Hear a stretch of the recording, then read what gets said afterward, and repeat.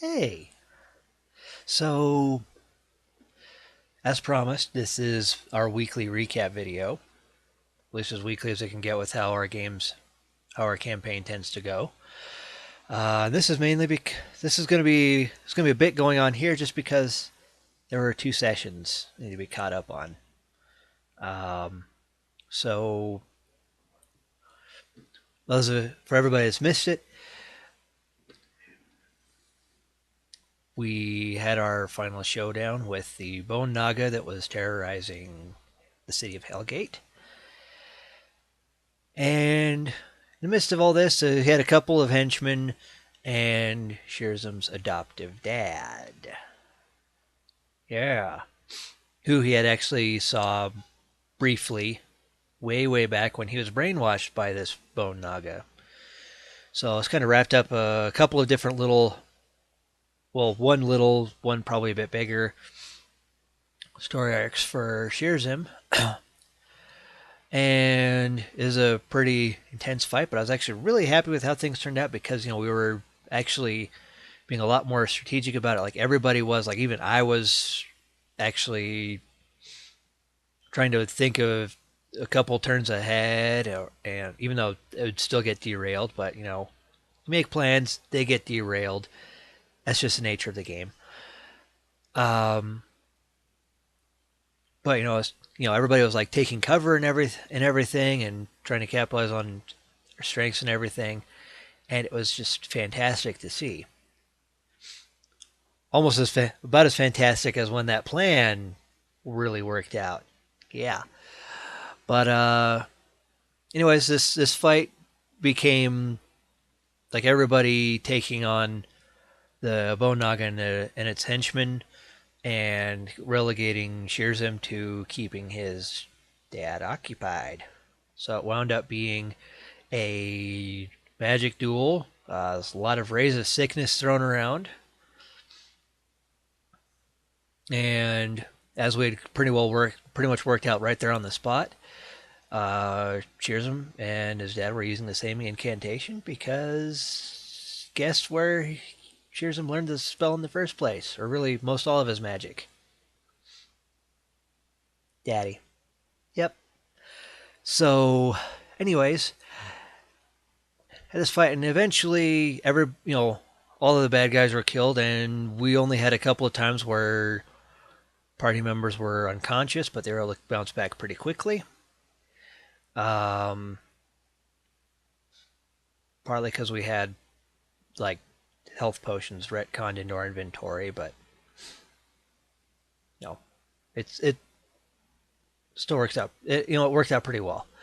So, anyways, Sherzim has his moment of mourning for his dad. As everybody eventually found out, second time he's pretty much had to mourn for the loss of a father. Fending everybody off from picking all the loot off the body like adventurers tend to do, and even getting a little bit of delayed revenge on the Bone Naga, where he actually stomped the Naga's remains into dust. All the while, shouting, "Who do you serve now?" and stuff like that. Actually added a nice little bit of comedy to the whole scene, and it actually fit because he would want to do something to get back at the Naga, even if he couldn't, even if he never really got to attack it directly. Then, in the aftermath, everybody got the rest, and Sherzim actually read from the spell book that his adoptive dad was carrying, and he found out a bit more about his stepdad's backstory. Just it was, his parents pretty much got screwed over by the Dawn Empire, and he was out trying to right the wrongs and make things better for everybody. But in his quest for the power to do so, he started hearing these whisperings in the dark. kind of slowly twisted him towards doing bad things. And that's how he picked up necromancy and joining up with the Cult of the Lich. It's that cult of necromancers. It's like the central bad guys of the campaign, and also happen to be pretty closely tied with Sherzim's backstory, which I've discussed here, which you're kind of gathering, and there's a little more to it as come to find out. And then he finds out, and then as he's reading, Sherzim finds out that this man who he thought was just very, very kind and loving person, who was kind of twisted by what he was reading in this book that Sherzim stole a while back, comes to find out that that wasn't really the case. Papa Kennemon actually arranged for the death of Sherzim's actual parents, which, resulted in massive childhood trauma and his, family pretty much being broken up, because as he told the rest of the group, as he was recounting some of what he remembered from that experience, most all of his siblings managed to get away while he and his twin brother were about to be hanged right after his mother, when Kennemon came in and, his eyes saved the day. It was only hinted at and insinuated, but it pretty much came out that Papa Kennemon arranged the whole thing.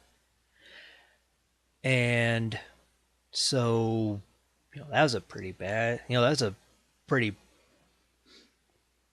thing for, Sherzim to come across, and had to open up to the group about more of his story, and got to catch some hints of some other people's backstories, particularly Zulid, this like half-drow, like warlock assassin that's recently joined the group. I freaking love that guy. He's so fun. And then the next morning, he actually finally caves into the bloodthirst that comes with being a vampire and killing a villager. But considering all things considered, he had actually got off kind of easy. They just kicked him and the rest of the group out of town as soon as freaking possible. Outside, they got to run into the paladin Andriox again, who had some noticeable differences in his personality and in his person. Even he didn't have one of his hands; it was replaced with some crazy magical artifact.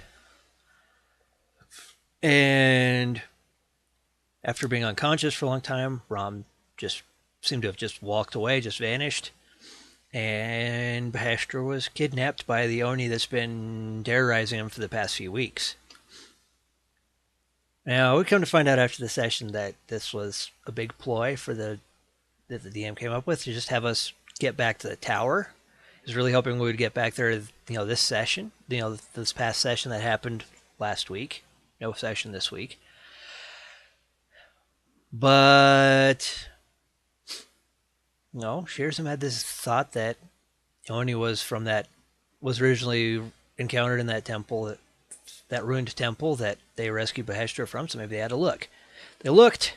They got to find out some more about this crazy artifact that is now a part of Andriox that actually kind of messes him up a little bit every time he uses it, and found out that there was no trace of Baheshtra anywhere.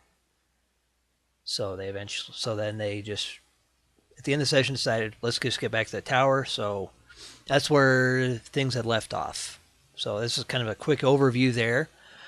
Now, as far as what I've seen, as I said, I was really happy about how that big boss battle turned out. How we were actually, strategizing and kind of coordinating, using cover and everything. That is not something we had been doing. Except maybe for Al-Anon. That just kind of goes with how he is, I guess. The rest of us kind of had to learn it the hard way. So it's really nice to not only have like this, this battleground where there was actually plenty of cover to take. Well, that was really nice. It was a nice change of. It was a nice change. But then actually getting to actually using the cover was fantastic. This happened to be like right before my first my first real game of War Machine. So I thought maybe the fact of going back to wargaming may have helped me to think tactically. I think it also just helps to have that map for you to actually look at and work out your position. Then there's less, there's less asking the GM, who's where am I, what can I see, that kind of a thing. So, I mean, the hobby kind of started off with a lot of maps and miniatures anyways. I don't see don't see that going away. It can actually be a great way to play, in my opinion. But that's also because I tend to be a bit of a visual person, so it's a little easier for me to follow if there's like a visual than sometimes if you're just theater of minding your whole way through things. Again, this is only more for battles than for other things. I can usually get away with out maps otherwise. So I mean that was great, and then it was also for me. I also just enjoyed getting to reveal a bit more of Sherzim's backstory. Just helping everybody to see kind of messed up circumstances he came from. I have to admit, it's a little awkward for me personally, to be playing this character that comes from such a, let's just face it, a depressing background. It's just really tricky for me to really express that. Besides pausing a lot, I'm not a crier, so expressing emotions that way is a little difficult. Sometimes just expressing emotions in general is tricky for me. So, I mean, still good. Gets more practice in doing that as this character, and then also getting to hear little hints about Zulid's backstory and how his dad kind of raised him to become a weapon too. It's too bad we didn't have a recap last week because I really wanted to dissect that. There's going to be plenty of chances to dissect it as Sherzim in the game. So, those are the things that I did enjoy, even though, like I said, it's a little awkward for me to try and be super emotional. I mean, Sherzim actually, I was originally going to have Sherzim be like a very logical, problem-solving, almost Sherlock Holmes type, but he wound up being a little impulsive and emotional. Which, I mean, given the circumstance he came from, he could have gone either way. He could have just been really emotional, just down on himself, kind of like he is now. Or he could have just shut it all out and just tried to do things all very logically and analytically. I wound up going the other approach. It just happened. I don't know how everybody else kind of planned out how their characters were going to be and how they were going to act. But yeah, honestly, that's something you probably run into as you progress more with your first character, probably with any character really, is just finding that they're not always going to turn out like you expect them to be, or how you intended them to be. And honestly, that's actually okay, because they're people too. Imaginary people, yes, but still people for that block of time when you're actually playing. In a sense, they actually are pretty dang real. Something in my mouth. So, as that's kind of if there's any tip that I could give you this week, since that tends to be the theme of Wednesday videos, it's don't be surprised if your characters turn out much, much, much differently than you may have anticipated, you may have intended. It just kind of comes out. Sometimes it just comes out with the role playing. As far as anything I would like to have happen, I would like to see in coming sessions or like to do. As I said, I'd like to start picking apart more of Zulid's backstory, maybe using that as a means of, him and Sherzim and Zulid kind of forming their own unique bond. I mean, we've had Sherzim and Jihag butting heads with each other in one way, shape, or form pretty much since the beginning. This past session, they kind of softened up a little bit. Sherzim actually just came out and told Jag that he actually isn't an idiot. So there's like a little bit of development. Of course, Jag was just like, "Oh, I know you don't mean it," but it still made sense because he's just like, this guy just doesn't seem to know anything, and the next thing you know, the guy turns around and coming up with all this wisdom and actually helping to come up with a solid plan. I mean, he'd be taken aback by it. As that, and as I said in previous videos, Beheshtar's kind of been a bit of another little type of mentor character to Sherzim, teaching him how to use a crossbow and how to set up an encampment and things like that. And so far those have been the main two characters that he's formed any kind of bond with. I was actually kind of hoping when Al-Anon offered to help Sherzim come up with a cure, and he was actually probably doing a lot more than Sherzim was to find a cure, that there would be that bond because they were research bros. But that didn't quite turn out that way. Again, stuff doesn't always turn out like you expect it to in the game, just as it doesn't always in life. So you got to learn how to roll with the changes of plans, got to learn how to roll with the bad dice rolls, got to learn how to roll with the good dice rolls. It's like life training, except with funny shaped things with numbers on them. Who knew? So, besides that, so like I said, hopefully that can help form a bit of more of a unique bond with Zulid. And I mean, really, I just kind of hope that we can get this stinking tower knocked down and everything. Get to where we can actually leave province we're in now, so Sherzim can actually go further south and find a dang cure. He has an idea where it's at. He just needs to be able to get to it. And I think that's probably going to be like his number one priority once Beheshtar's back and, shields down and all that. So, I guess this kind of turned into like a mini out of the hat with just one person. So I'm going to keep doing these every week we have a game, just so there's at least some kind of recap still going on, so people can still be able to follow it if they can't always make the session. Get to watch if they don't always watch the session, which they will eventually be on YouTube. My brother's working on that. Or they just can't sit in for out of the hat, or watch those for whatever reason, or they just don't happen because they tend to do that. Life gets in the way and stuff like that. So, anyways, as I said, just